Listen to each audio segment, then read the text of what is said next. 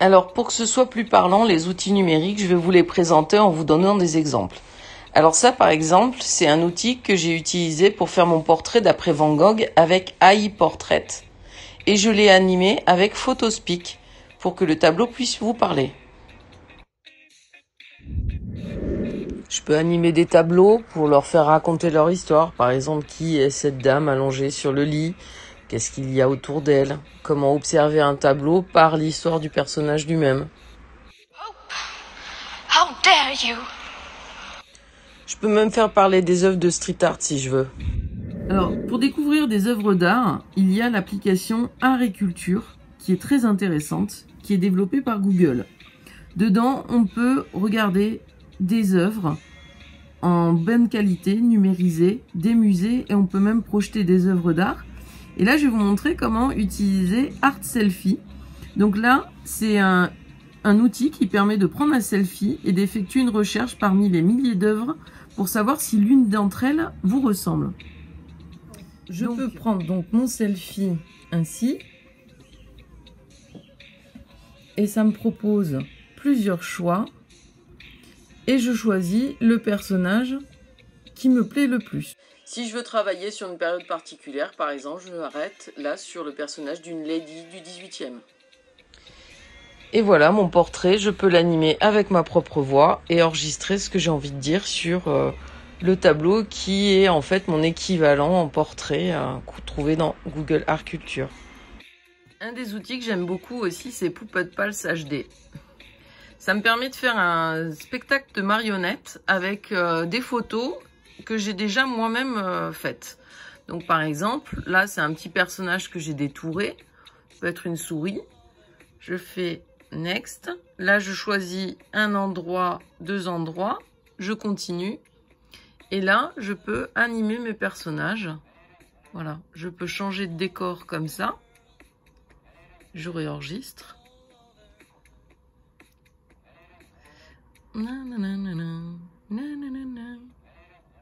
Voilà, et donc le résultat. Voilà, donc j'ai très rapidement un projet où la voix est enregistrée sur des personnages mobilisés. Donc on peut mettre des personnages historiques et un lieu historique pour illustrer une mise en situation. C'est toujours plus simple que de faire un stop motion qui est très long à réaliser. Alors ensuite, je vais vous montrer une application qui est extrêmement simple à utiliser et qui existe aussi sur le web. C'est Adobe Spark Video. Donc Adobe Spark Video, en fait, ça me permet de faire tout simplement des petites vidéos. En fait, diaporama sonorisées. C'est-à-dire qu'on va mettre une image et à chaque fois un texte. La licorne est un animal sauvage qui ne vit que dans des contrées sauvages. Voilà, sur chaque diapo, je vais enregistrer mon texte. On la reconnaît aisément grâce à sa corne. Voilà, et donc à la fin, il suffit d'exporter le schéma en vidéo et ça nous fait une vidéo structurée comme si on avait fait du montage alors qu'on a juste rempli des diapos. Donc là, vous voyez, je peux en rajouter autant que je veux et à la fin, ça me fait un produit fini en très peu de temps. Avec des élèves, c'est très efficace parce que ça leur évite en fait de partir dans tous les sens.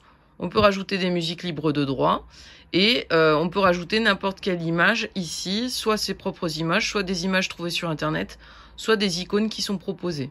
Donc moi, ça c'est vraiment l'outil, si vous maîtrisez pas du tout les outils numériques, c'est le plus simple à utiliser. Si je veux dynamiser aussi mes dialogues en donnant une tournure un peu plus moderne, je peux utiliser l'application Text Story qui va me permettre en fait de créer des dialogues en texto.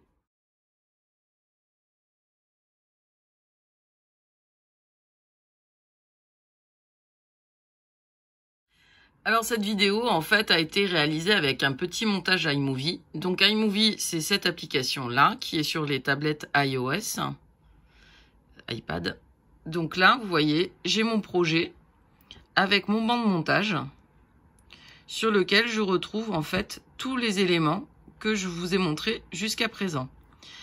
Je peux travailler le son, travailler l'image où j'ai des options qui apparaissent en bas. Je peux rajouter après des petits bruitages, par exemple. Alors, je sais pas, par exemple, acclamation de foule, alarme, la bicyclette. Voilà, je peux rajouter aussi des petites musiques et une bande son pour illustrer. Donc, iMovie, c'est l'outil de base sur les tablettes iPad qu'on va utiliser pour la plupart des projets pour en fait agréer tout ce dont on a parlé tout à l'heure. J'ai entendu une musique, comment elle a été réalisée pendant toute cette vidéo. Ben, en fait, il y a l'application Incredibox qui va me permettre de composer très facilement une musique qui sera du coup libre de droit pour illustrer toutes mes vidéos. Donc je peux choisir mon ambiance. Je vais prendre Sunrise et je vais avoir des petits personnages qui vont apparaître et qui vont me permettre de composer ma musique très facilement. Donc même des enfants peuvent le faire. Donc je mets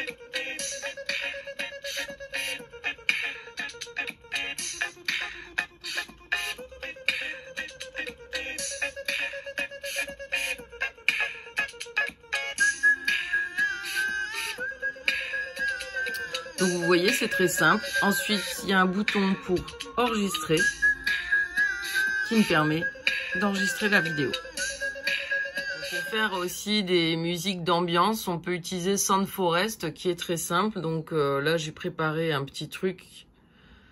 Ça vous permet en fait avec des icônes de fabriquer en fait des petites ambiances comme ça.